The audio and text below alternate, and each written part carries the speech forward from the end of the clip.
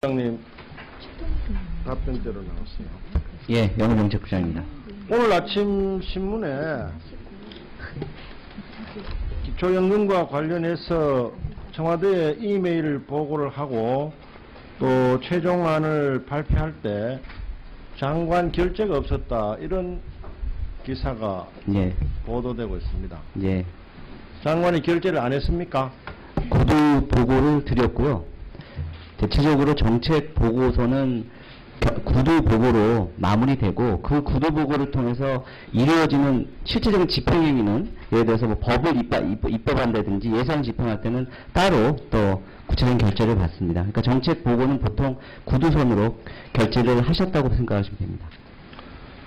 지금 이 기사를 보고 현대 행정의 그 실태에 대해서 좀 이해가 필요하다, 그런 느낌을, 생각을 많이 가졌습니다.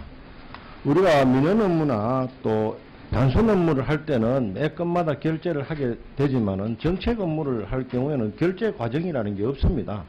초안을 만들게 되면은 그 초안을 가지고 상급자와 토의 협의를 하고, 또 토의 협의가 끝나게 되면은 조정안을 만들고, 그 조정안을 다시 관련 기관이나 상부기관과 재협의를 하고 토의를 하고 조정안을 만들고, 마지막으로 입법 예고라든지 형식에 필요한 서류에만 결재를 하게 돼 있죠. 예, 맞습니다. 어제 그 내용들을 보고 언론에 보도된 내용에 대해서 복지부는 충분히 언론인들한테 설명을 하십시오. 예, 알겠습니다. 이 결재를 안 했다는 것은 대단한 함정을 갖고 있습니다. 그 말은 보고는 받았는데 결재를 안 했다 하는 것은 논리적으로 성립이 안 되는 거예요. 예. 만약에 그게 성립이 되기 위해서는 보고를 받고 발표를 하지 마라, 그 안은 보고하지 마라, 이렇게 해야 되는 겁니다. 보고는 다 받아놓고 나는 결재를 안 했다 하는 이야기는 그건 논리적으로 성립이 안 되는 거예요. 그렇지 않습니까? 예, 맞습니다. 그걸 일반 신문에다가 마치 무슨 갈등이 있었는 것처럼 결재를 안 했다, 그러나 그 앞에 보고는 받았다라고 이야기해야 정확한 것입니다. 예. 그렇죠? 예, 그렇습니다. 그래서 이러한 내용들이 실질적으로 어떤 절차를 거쳐서 이행되는 것인지 충분히 설명할 필요가 있습니다. 예, 그렇게 하겠습니다. 네.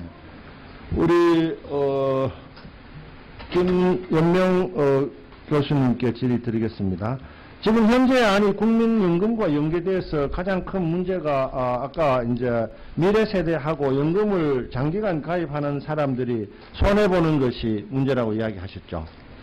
그 손해를 보는 계층하고, 그러니까 그 손해를 보게 되는, 현재 정부안 가지고 손해를 보게 되는 사람이 몇 명 정도 되고, 실제로 그 사람들이 받게 될 손해액이 어느 정도로 생각하십니까? 그거는 뭐 굉장히 고도의 가정을 하고 추계를 해야 되기 때문에 제가 뭐 여기서 뭐 몇 명 얼마 이렇게 밝히기는. 현재 정부안은 이제 소득 하위 70% 중에서 네. 계약적으로 90% 정도는 20만 원을 다 주고, 네. 나머지 10%에 대해서 10만 원에서 20만 원 준다. 결국 600만 명 현재 기준으로 했을 경우에 70%는 420만 명이고 그 중에 10%는 42만 명 정도 되지 않습니까? 그 사람들이 입게 될 그 소위 말하는 손해라는 개념에 대해서 동의를 하십니까? 일부에서는 손해다. 그분들은 현재 시점에서는 손해가 없죠. 예. 그런데 이제 논란의 여지가 되는 건 기초연금액 20만 원을 지급했을 때 그 기초연금액 20만 원을 앞으로 물가 연동을 시킬 거냐, A값 상승률에 연동을 시킬 거냐에 따라서 손해가 발생할 수도 있고 안 발생할 수도 있고 뭐 여러 가지 해석이 가능합니다. 그렇죠. 지금 당장 손해다 아니다 이렇게 판단하는 지금 것은 당장은 쉽지가 손해가 않는 아니죠. 것이죠. 그러면은 지금 그 문제를 해결하는 가장 좋은 방법이 뭐라고 생각하십니까?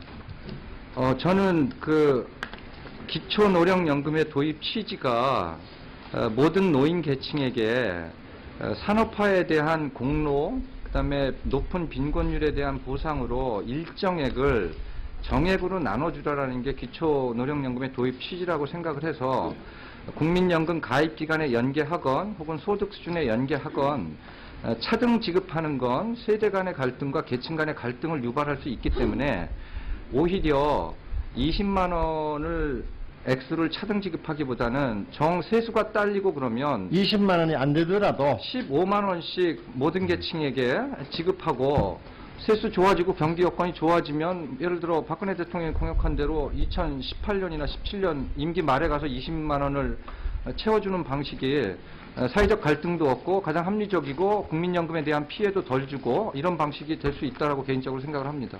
김성숙 원장님께 여쭤보겠습니다.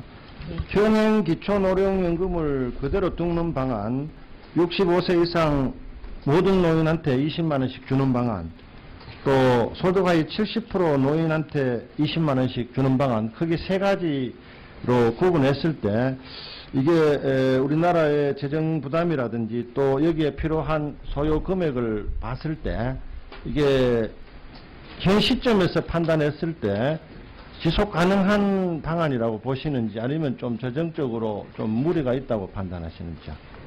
저는 사실은 지금 만약 인구 구조가 우리가 굉장히 안정적이고 그렇다면 그냥 똑같이 줘도 또 70%를 앞으로 계속 다 똑같이 줘도 상관이 없다고 생각을 하는데 우리가 한 2050년 정도가 되면 그 노인 인구가 거의 한 40% 가까이 37%가 됩니다. 지금 12%인데 3배가 넘게 되는 거고 그렇게 되면 최소한 그 당시에 젊은 사람들이 3배의 세금을 내야 된다는 단순 계산이 나옵니다. 그런 측면에서 지금 앞으로 젊은 후손에게 짐을 좀 덜어주는 장치는 좀 만들 필요가 있다.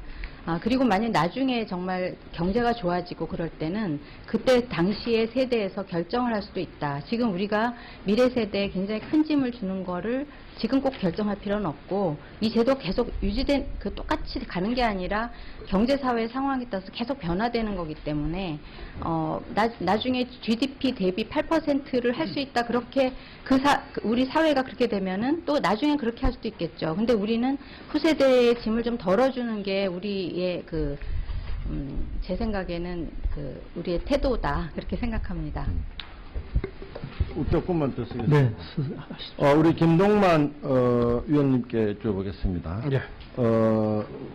위원회 때 그쪽에서 이제 제시한 안이 80%에 대해서 20만 원 주는 것이 좋겠다. 그런 안을 제시하셨죠. 예. 그랬을 경우에 이게 이제 사실은 새누리당 입장에서는 70%에 대해서 20만 원 주는 것도 재정적으로 좀 부담이 된다. 이런 판단을 해가지고 현재 안이 나온 걸로 생각하는데 80%에 대해서 20만 원씩 주는 거는 재정적인 혜택을 받는 분들한테는 아주 좋은 방법이고 수혜 범위도 늘어나니까 좋은데 재정적인 문제는 없다고 보셨는지요? 재정 문제를 고려했기 때문에 저희가 80%, 20% 이렇게 낮춰서 80% 이렇게 주장을 했습니다. 예, 예.